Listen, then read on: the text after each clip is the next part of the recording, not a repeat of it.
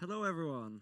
I want to present Suvi Auvinen, who is going to talk to us about her step from being an activist to now becoming a consultant. And she's graciously offered to have office hours after the talk, which is going to be in the discussion space. So please come to that afterwards. And now a warm welcome to Suvi Auvinen. Thank you so much for having me. So today I'm going to talk about my 80,000 hours, which obviously I hope that are not done yet. At least I've not done my 80,000 hours, but I'm going to talk about my journey and about my career. And you might know about the idea behind 80,000 hours, the idea being that each one of us during our careers, we have roughly about 80,000 hours to use for whatever we think is most important for us. And choosing your career wisely is one of the most important decisions you're going to make. And I'm going to talk about my journey from activist to consultant, maybe about is there any difference? Do I still feel like an activist? Yes, I do. I can also already tell it to you. And I'm going to share my ideas, my different paths to where I am right now, and maybe help you to not make all the same mistakes I've made. So these are both pictures of me. In the 2009 pictures, I'm the one in the window being like this. I'm not the police person. We've just squatted a house in Turku, Finland. And in the latter picture, it's 10 years apart. I've just started my position as a leading sustainability specialist in one of the leading consultancies in Finland, Ellunkanat. So what could happen when a person goes from a squatter to a consultant? To answer that question, I think we have to look a little bit further back. So I'm going to take you really far back. So this is actually, no, these are wrong slides.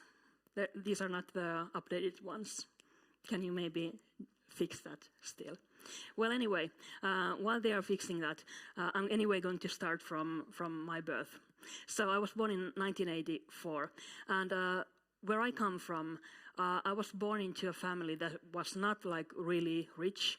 It was not really well off. My parents did own our flat, but unfortunately we didn't have that much money. I always had clothes and I had food, but not really much anything else. So when I was a kid in 1990s, Finland was hit with economic depression. And quite a few people were left unemployed, including one of my parents. So we weren't really rich to begin with, and now we were even less rich. But what my parents always did when I was growing up, they always collected all the kids from our yard to eat at our place. And I really didn't think much about that. I was just thinking like, well, I'm happy that my friends are always hanging out at our place and eating with me. And it really took me until I was maybe like adult almost, before I understood that my mom was collecting all these kids to eat at our place because the kids wouldn't have had any food if it weren't for my parents. So I really learned solidarity from early age on, and I really learned that you have to give something from your own, even if you don't have too much for yourselves. So I think as effective altruists, we should always think about our upbringing. We should understand how our own upbringing influences our values. They might be good values. I think mine were pretty good. I think solidarity is the key to everything. Or they might be bad values. But anyway, they're going to affect you and what you do in your life. So just understand where you come from. Understand what influences you. When I was 15 years old, I stumbled into animal rights, as quite a few people do around that age. For me, it happened when I was visiting an animal farm. I think it was a pretty nice animal farm. I think the animals were treated pretty well in there, but it was still an animal farm. And especially I was touched with like baby sheep. At that time, my parents and me, we had a dog, which was a poodle, which actually looked pretty much like the baby sheep. And they were growing the baby sheep to be eaten at that farm. And that was really the first time when I made a connection from farmed animals to the animals that I loved. And that really changed me. I quit eating red meat completely at that time. I didn't go vegan, but keep in mind it was the end of 1990s in Finland. Veganism wasn't really a mainstream thing back then, and I couldn't really find food easily being 15 years old and just like ditching meat. But that's what I did back then. And what I learned from that is that personal relationships can and will change points of view, whether it be with another species or with another person. But I think it's really important to offer people experiences about personal relationships to the things that we are trying to do. Because for me it was with the baby sheep, making the connection to my beloved dog, that really moved me and changed the perspective. So then I went to study theater. And I know you are like pretty smart people and you are most likely doing something really effective already with your studies. Well, I didn't really think about like what would be effective. I just always knew that I wanted to study theater. So I actually have my bachelor's degree in puppet theater and my master's degree in theater. I also did some pedagogical studies, so I'm also a theater teacher. But I always just I wanted to do theater. I didn't really think about like what my input for the world would be. I just really knew, I love arts. I want to do something that makes me happy. So I ended up studying theater. What I learned from that is that you should follow your intuition and learn new skills. And I think it will make sense later. I think it will make sense later in my story why I studied these things, even though it might look a little bit silly for you right now. So these are my Kenyan friends, and I went to Kenya when I was 20 years old. It was my first on-the-job training for puppetry, and I was actually thinking at that time, like, okay, I want to do arts, but I still want to do something that influences the world for the greater good. What could I do with puppetry? And actually I found out that Doctors Without Borders was having a project in Kenya, in Nairobi, in the capital of Kenya. And at least during that time, the biggest slum in East Africa was in Nairobi, in Kibera. And Doctors Without Borders had a project there against HIV/AIDS, and they were trying to, spread awareness, to get people to wear condoms, to get people tested if they thought that they might be infected. But the problem with this was that HIV was, and I think still is, a pretty big taboo. So Doctors Without Borders didn't really know how to spread their message inside the Kibera slum. In early 2000s when I was there, most of the people in the slums were illiterate. So you couldn't just hand out leaflets and hope that people will read them. Most of the people didn't have access to television or radio. So you couldn't just broadcast out these messages and infomercials and telling about this thing. So what Doctors Without Borders tried to do in the slums at first was that they collected a theater group within the slum, and they got these people to act out different scenarios, what to do if you think you're infected, and stuff like that. But being the taboo that it is, people started to shun the people who were acting in this place because they thought that, okay, if you want to talk about this subject, we think that you have HIV. So, okay, now what? They think that they don't have any more means. Well, enter puppet theater. Doctors Without Borders thought about this idea that, okay, if we cannot use human actors, can we still use theater in some form? So they brought in these like huge black boxes, canvas boxes, and they brought up puppets in there. So that they had puppets to play out these different scenarios. They had puppets who went to doctor for this like weird and mysterious symptoms that they have had, and then the doctor told like, okay, so you can come to our free clinic to get tested and stuff like that, and it worked really well. So that's what I did for 3 months.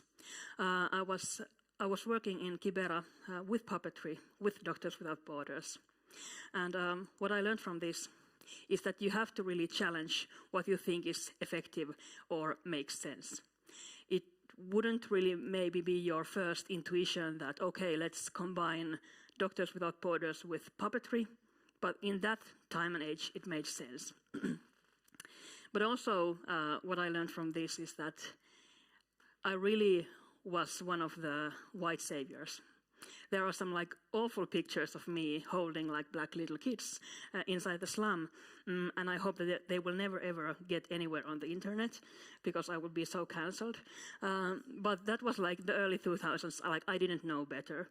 When I came back from Kenya, I was thinking like, okay, so now this is what I have to do. I have to go to the slums to pick up little kids and do puppet theater there. Well, as we all know, that's maybe not like really effective. So I started to think about, well, what should I do? Well, I came back to Finland, and I was like really agitated, like, okay, like the world is waiting to be saved, and we are just doing our arts in these like black theater boxes and being art students. Like, I really want to do something else. I want to influence the world a little bit more. I want to do something that has a little bit more effect. So, Finland is, or at least was, like pretty much a social democratic country, and my parents were like social democrats, and I was never really, I hadn't really like thought about politics at all. But after seeing the Kenya thing, after seeing like the global inequality, I started to think like, okay, there has to be another way to organize the whole thing. So I read a bunch of books, and I ended up with anarchism. And, there's a arrow going forward. I'm still an anarchist. It might be surprising because I'm like sustainability consultant in this like pretty right-wing consultancy at the moment, but I don't care. Like, these are my beliefs, and I still think that there are some great ideas behind anarchism about how we should work as communities. From this, my takeout would be that you should seek out answers outside the common ground, and always read everything you can, because it's never time wasted when you read. Okay, so now I'm 20-something anarchist. I've just returned from Kenya, and I want to change the world, and I didn't have the EA community to tell me what would be smart, so I got into pretty hardcore activism. So my next 3 years, I didn't really study, I didn't really work anywhere. I was just squatting houses during the summer, and because we live in Finland, during the winter it's really, really cold and unpleasant, so you don't want to squat houses without heating or electricity. So during the summers we were squatting houses, and during the winters we were handing out, anti-fur leaflets and boycotting fur stores. Because this is like early 2000s still, and what the animal rights movement was really doing in Finland was that we really thought that, okay, we can first end fur farming, because fur farming is a really big thing apparently still in Finland, and then after that we can move into, animals farmed for food. Well, right now we know that that was like a wrong idea, but that's really what we thought at that time. So I took part in animal rights movement with this like a whole anti-fur campaign that was also like pretty aggressive at the time. And I've been detained quite a few times. I've paid my fair share of fines to the Finnish government for all of this. And what I learned is that even if it's fun, it might be a bad idea because I had a blast during these like hardcore activist years. It was really so much fun to be a part of a movement that felt like, okay, like we are the ones saving the world. I think you are all feeling the same way right now, and I think you might even be right. But even if something is a bad idea, you still most likely will learn something valuable. I think one of the key lessons I learned from these years was how to organize people who don't want anyone to organize them. How to inspire people who don't want to work together to really work together. How to have meetings with people who don't really want to have meetings. And these are all like people skills that I've really gotten to use in my working life later on. And I think like it's a free school. It doesn't cost anything to be an activist inside these like movements. So it might be a good idea, even if you are doing something a little bit more smart with your lives, to maybe see if you want to have some organizing experience from these movements. Okay, after my squatting years, I moved to Helsinki, the capital of Finland, to study my master's degree in Theatre Academy of Finland. And I moved to Helsinki. I didn't have any money. I've only done squatting and puppet theater. You don't really like make too much money out of those things. But I was thinking like, okay, like I have to do something. I have to work some kind of side job besides my studies. So what can I do? Like what kind of skills do I have? And I've always loved writing. And during my most hardcore activist years, I always felt that the media was a bit unfair to us. I felt that we weren't portrayed like with the same seriousness as I felt that we should have been. So I was thinking like, okay, well, if my point of view is missing from the media, maybe I should go there and bring my point of view there. And actually, squatting is what brought me to journalism, because I moved to Helsinki, and there was a movement in there that was squatting houses to house both Roma people and also the students who had just moved to Helsinki and didn't have housing yet. And I thought that was like a great idea. It was a great idea to give housing to people who really need it and cannot afford it anyway else. So I actually went to one of these squats, I looked around, and I called to the editor-in-chief in Voimalehti, whom I didn't know at all. And I just called to her and said like, hi, you don't know me, but I'm in a squat right now, and I think it would make a great article. Can I write it to you? And she was like, well, okay, I guess. Well, you can write something, and then we'll see. And this is me being the editor-in-chief of that magazine 8 years later. So, you know, funny things can lead to something else. And even if I didn't have any experience in journalism, I didn't have any studies, I think you should do things you don't know how to do, because less skilled people than you have done it and succeeded. So just, you know, go out there, try new things. You might be actually really good at what you do. And never underestimate like how bad some people are at their jobs. We're not back to activism yet. Let me just check if I can get my slides back to where I was.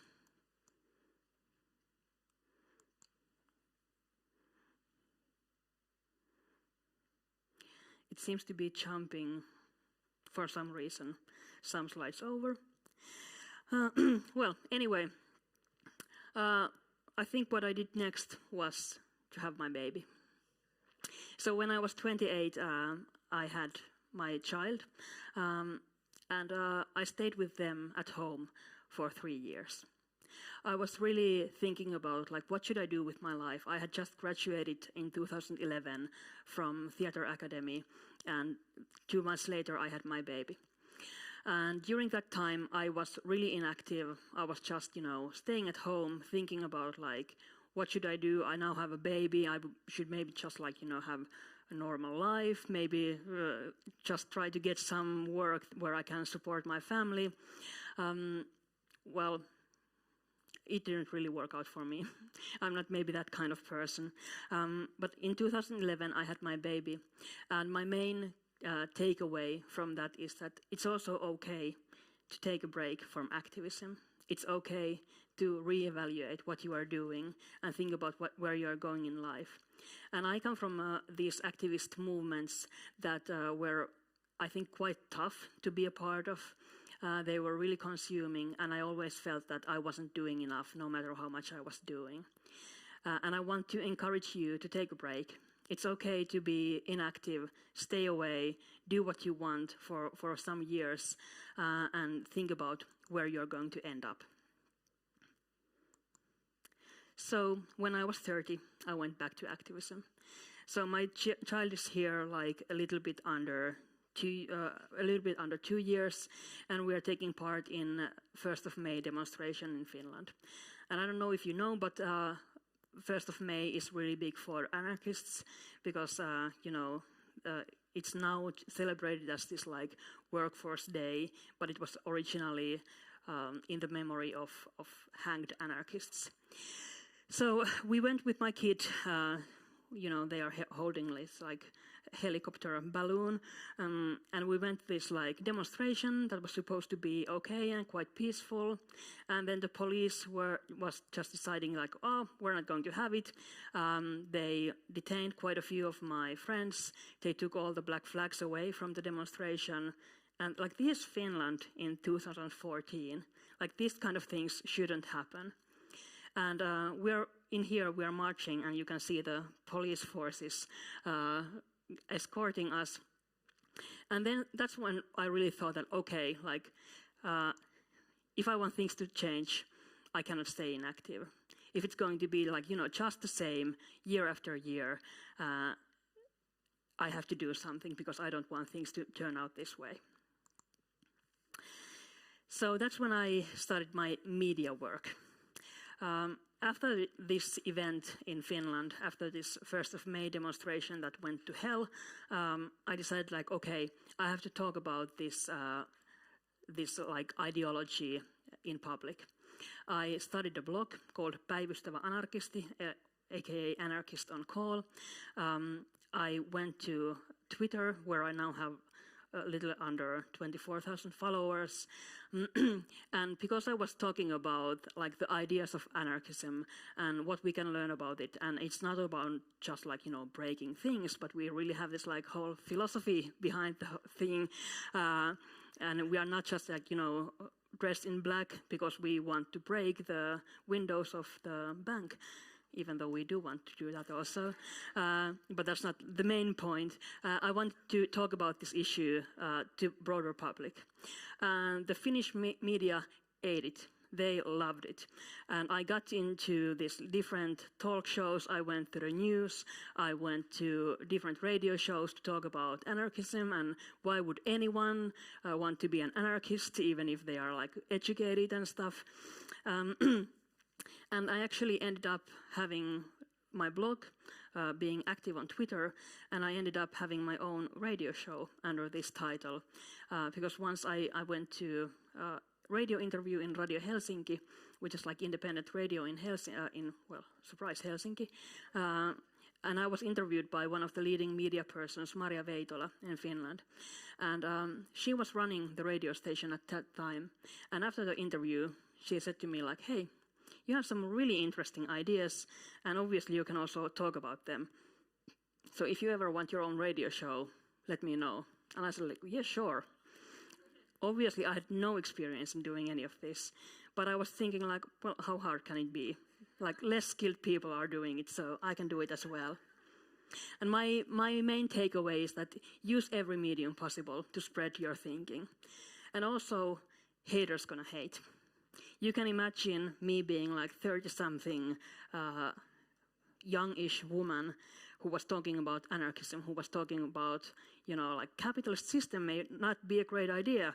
I got so much hate. I've gotten so many death threats during my active years that you cannot imagine it. But, haters gonna hate, lovers gonna love, be one of the lovers. When I was 32 years old, the so-called veggie boom really started in Finland. This is the time when McDonald's, of all the evil corporations in the world, they decided that they will try out vegan burgers, and they will try them out first time in Finland. And that really speaks volumes about what the market in Finland was like at that point. So this is like 2016. Quite a few Finnish companies started to produce vegan foods, different alternative proteins.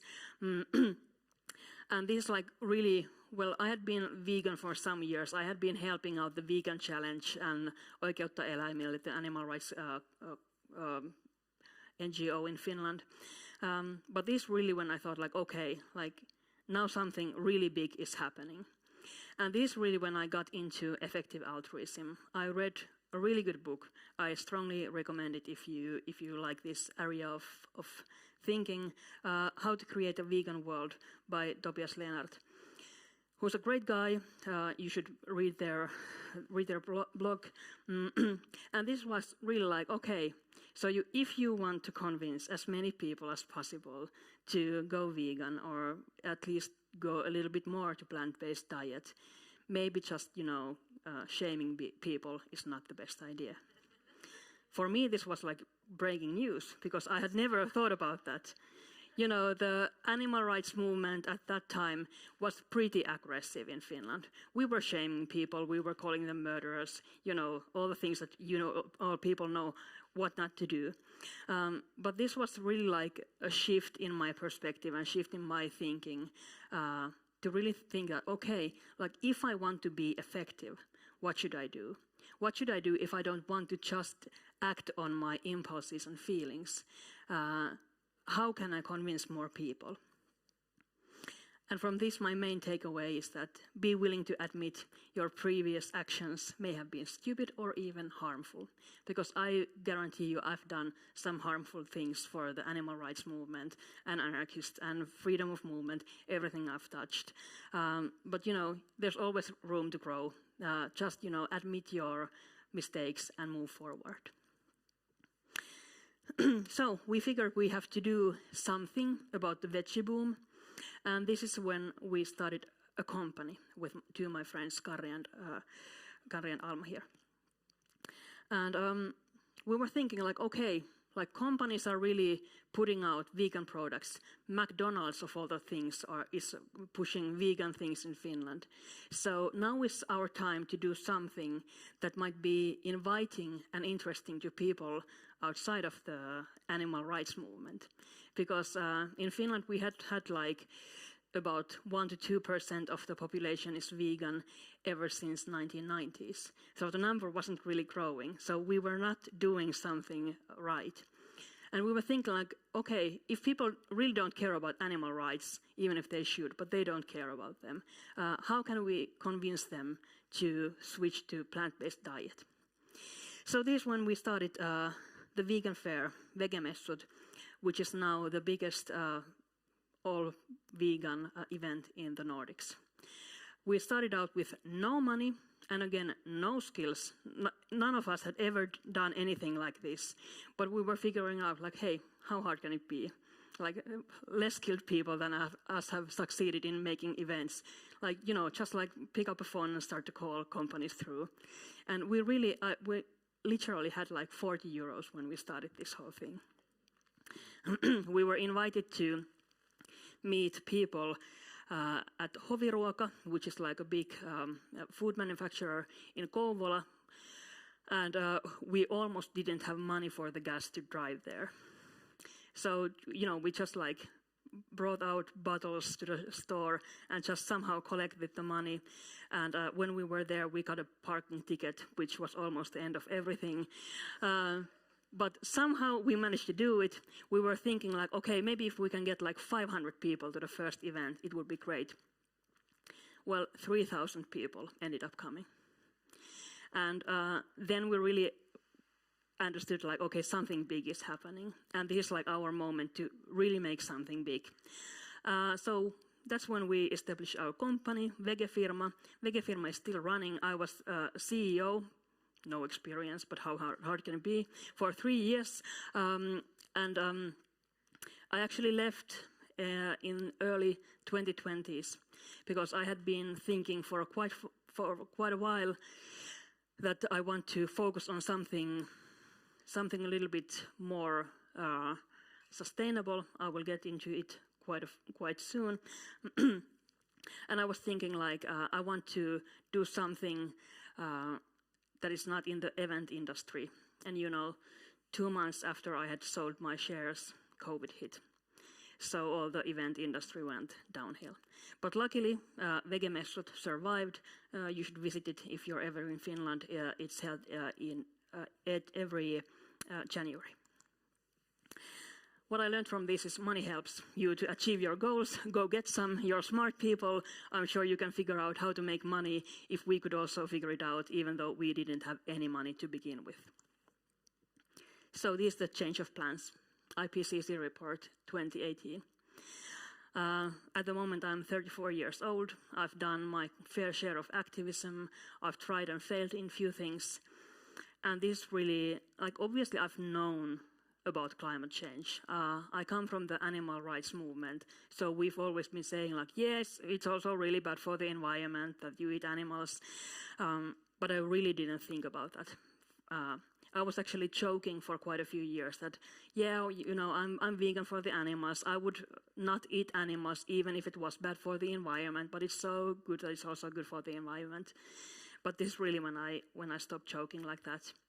Because I understood that, okay, if I don't try to fix the climate crisis, like there's no point in trying to protect other animals because they won't have a planet to live on.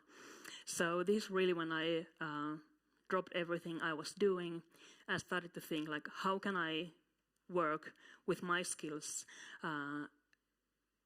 to stop global warming? My key takeaway from this is that you should be willing to change your focus and goals when situations change and you gain more understanding about what is going on. So no matter what you've done, I've done several things until now. I'm 34 years old. I've never done anything related to climate change, but how hard can it be? So that's when I wrote my first book. My first book, Lihan Loppu, The End of Meat, was published in 2019, so 1 year after IPCC report.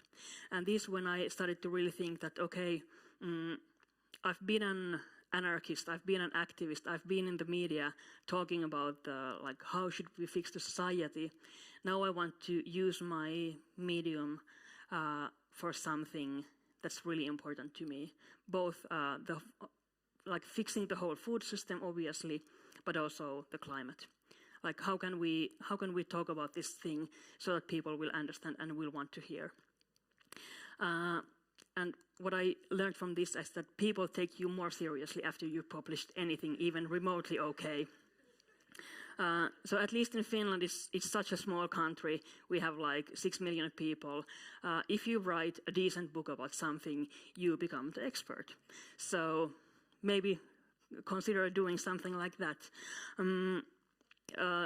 Lihan Loppu, I interviewed 20 people for that, everyone from a hunter to vegan activists.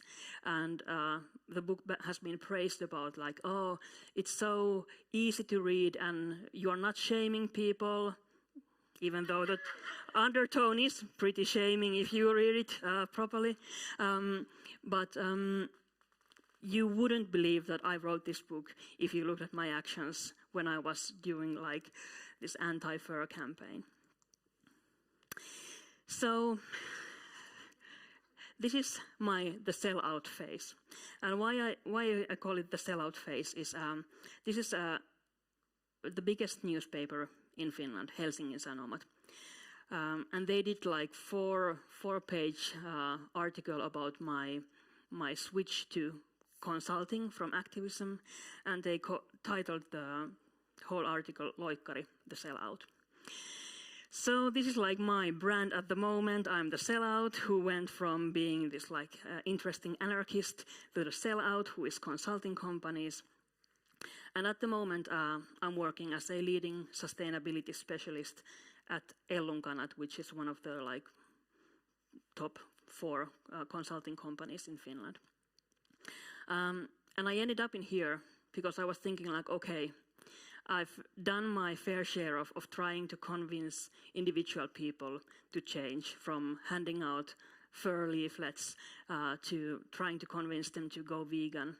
I've tried to convince like larger numbers of people to go vegan with Vegan Challenge and the Vegan Fair, but it's too slow and the planet is burning. So I have to do something bigger right now. So that's when I thought that, okay, I really don't care about, you know, the parliamentary politics. I think it's great that some people do it, but I think it's so slow. It's so slow to do anything through that. We need that medium as well, but I really wanted to do something that is going to change things quickly right now. So that's when I decided that I want to work with big companies.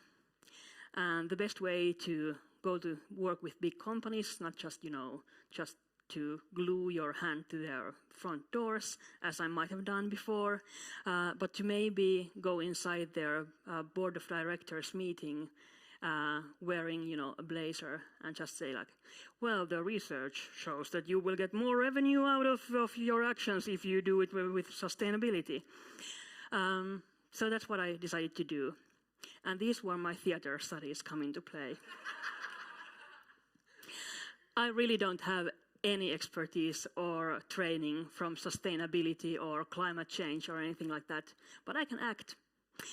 And really consulting is so much about convincing people that you are actually right and they should listen to you. And because of my journalism background, I can look up data. I can look up impressive data nuggets and feed them to the board of directors. I can interview researchers who know actually something about the subject that I am talking about, and then I can go and talk about that. And being a consultant, being a successful consultant, is really so much about how much people like you. Because if they like you, they will listen to you, and then you can really make big ships turn really fast. Because companies want money, and if you can convince them that doing more sustainable business is what is good for the business, then they will do it. What I learned from this is that only you know your inner motives, but you really have to know why you do what you do. So I don't really mind being called the sellout, because I know what I'm doing. I don't care if Helsingin Sanomat calls me a sellout, because they don't know who I am. They don't know my inner motives, but I know them. So during these years, my activism has looked like this, but also like this. And I don't think either one is like right. I think this one is more effective, unfortunately, because I like the last one better. But be willing to shift perspectives. Don't be stuck on the idea that, okay, like my activism or my actions have to look like this. So at the moment, I'm working as a leading sustainability specialist at EAGxNordics, but I'm also working as author. My first children's book is coming out next month, and it's about animal agriculture, but in nice colors, so the people won't feel threatened. I'm also a public speaker. I attended Nordic Business Forum speaker contest last year, and I was the winner of Helsinki semifinal. I'm a podcast host. I've run several podcasts during the years. And I'm going to show you my last 10 key takeaways from all of this, the 39 years of rambling into chaos. Okay, first, get to know a lot of people from all walks of life and listen to them. Because I think what has really given me a lot of job opportunities is to be willing to listen to people who don't agree with me. And not try to push my agenda on them, but really try to understand why they think the way they think. And I know that you are all like really logical and smart people, and you should follow your logic, but also follow your heart, because you have to do something that makes you happy. You are looking to be active for decades, we hope, if AI doesn't kill us all in 10 years. But we are looking to be active for decades. And if you do just something that is like really effective, but you hate, you won't last. You have to love it. So just, follow your heart also, not just your logic. Don't be afraid to give up projects when they don't work. I hope that you will all make plenty of projects, and I guarantee you not each one of them will work. But that's okay. I've done so many things. Some of them have been harmful, some of them have been stupid. Maybe don't make the same mistakes I've made, but don't be afraid to make mistakes. Don't panic and fail better are my key takeaways in life. Give back, lift up others, and don't expect anything in return. When we started our vegan fair, one of our main ideas was to just like trying to get money for the vegan movement. And we actually succeeded in it pretty well. It's really hard to fund, for example, undercover investigations, because it seems to be illegal to get funding from the general audience for that. But, the police can stop it if a company just, wants to donate money to the animal rights movements. So always be willing to give back. At the moment, I'm working with an agenda that I try to give up like 5 to 10% of my yearly hours pro bono to movements and projects that I think should use or could use my help.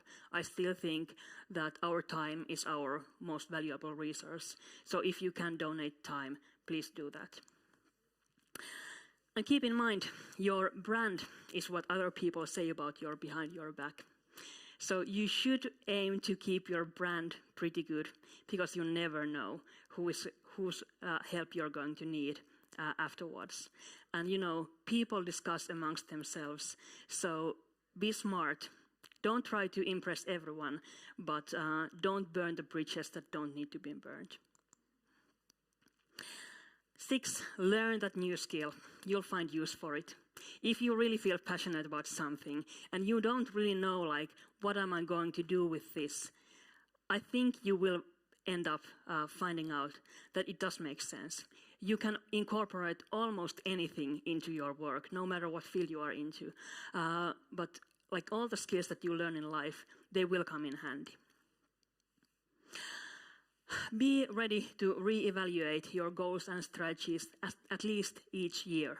At the moment, I'm holding a meeting with myself every 6 months to look at the things that I have actually done during the past 6 months and compare them to my goals, to the things that are most important to me. This like the only way for me to find out if I'm really still doing something that is effective. Because especially if you end up in a well-paid, nice consulting job, it's really easy to just stay there and not really think if it's serving you or if it's serving your cause. So really be willing to reevaluate your goals and strategies and then change something up if they don't work for you anymore. And I know you're all smart people, but don't be arrogant. You will be wrong plenty of times, and it's okay because that's called growing. But don't think that you know everything, even though you might know quite a few things.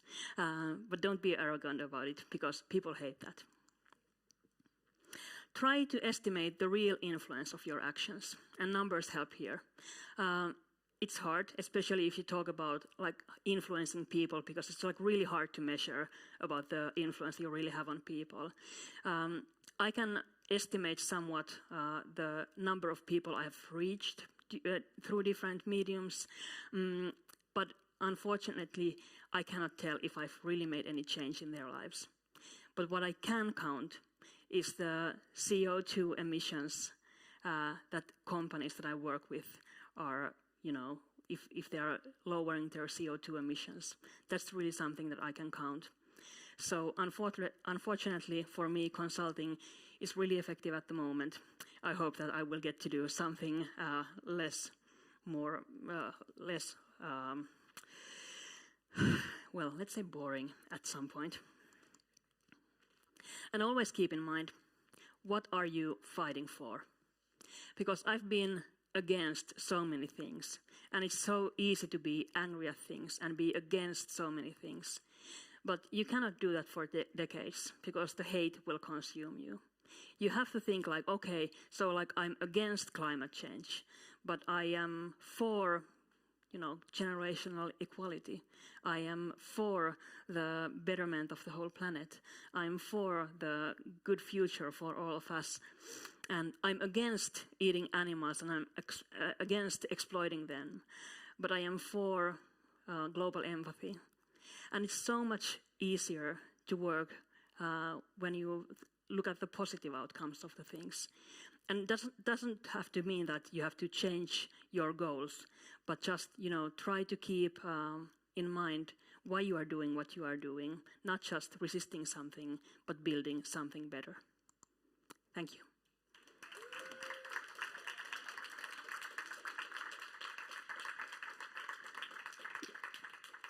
Thank you so much to Suvi Auvinen for sharing for sharing your life and your experiences with what works and what doesn't work. Thank you.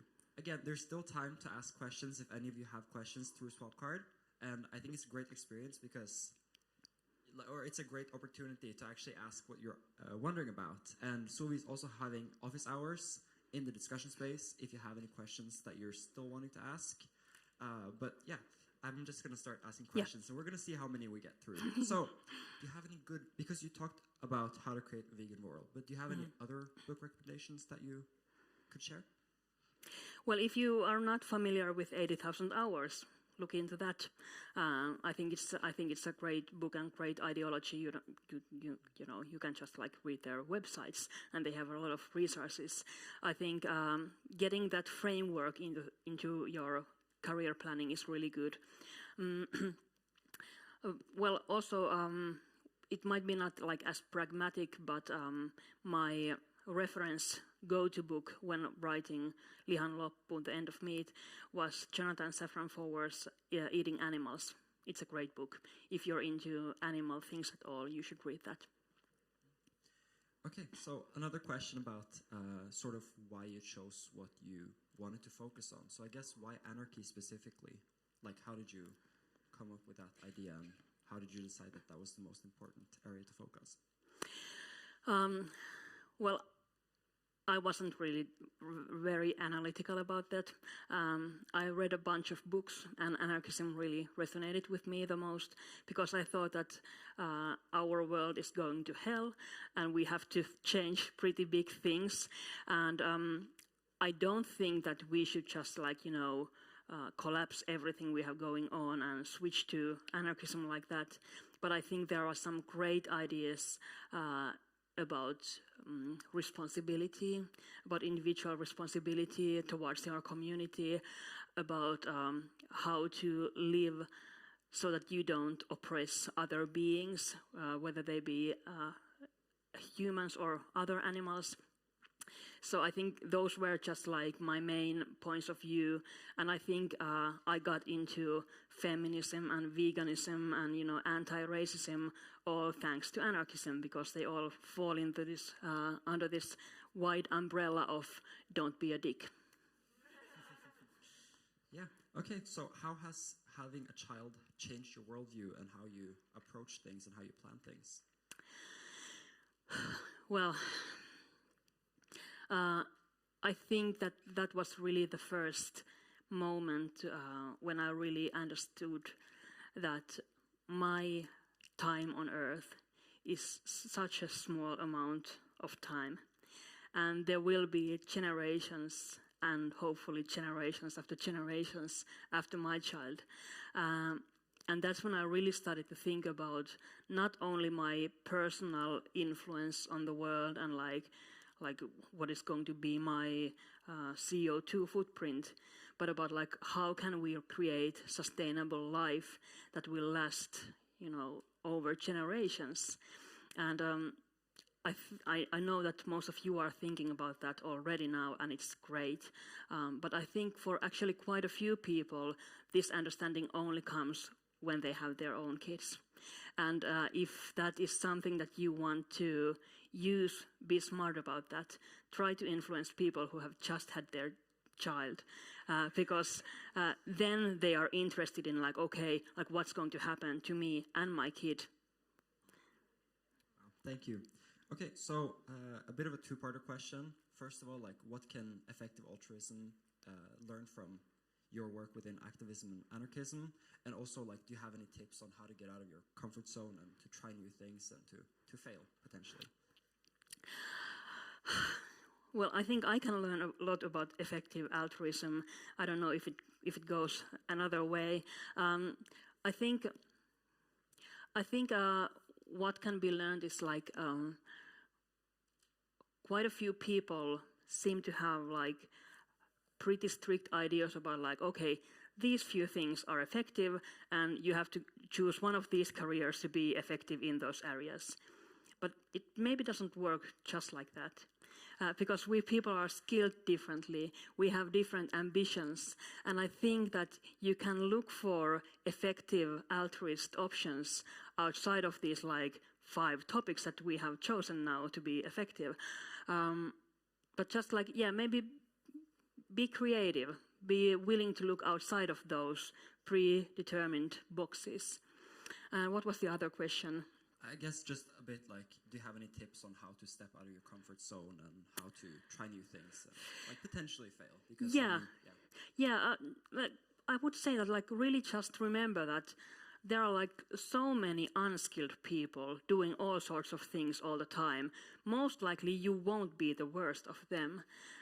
Because like especially working with companies, I'm all the time like in awe about like how don't these companies just, you know, collapse immediately, because there are like so unskilled people like running big companies, and I don't know like how they are doing it, but just like keep in mind that most likely you are not the worst person who have ever tried to do that thing. If you already are inside effective altruism, you have to be pretty smart. So just like, you know, go out there and remember that like, well, we all fail, but you know, Samuel Beckett writes in his play that this like inspiring quote, ever tried, ever failed, no matter. Try again, fail better. Because you cannot avoid failing, but just try to learn from that and fail better the next time you're around. Thank you so much again to Suvi Auvinen for sharing your experiences, and we're having office hours, so if anyone wants to talk more in depth, since we didn't have time for too many questions now, she's available to talk to. And even if you don't want to ask her directly, maybe you're a bit shy, then she's also said that you can send questions through Swapcard, and she's available to talk to anyone. So I think it's really great that you're doing this. Thank you so much.